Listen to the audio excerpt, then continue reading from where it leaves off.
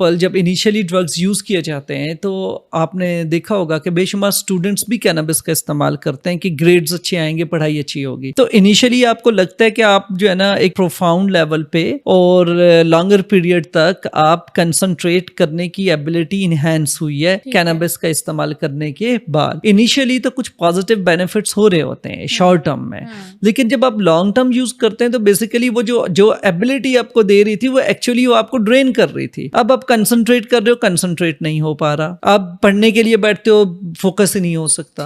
इस तरह से याद किया था वो भूल गया, पता ही नहीं चलता। तो बेसिकली आपकी जो रिकलेक्शन है, आपकी जो मेमोरीज हैं, फिर जो आपका इमोशनल स्कीम है, पूरा ब्रेन की केमिस्ट्री ही ऑल्टर हो रही है, साइको एक्टिव है ये।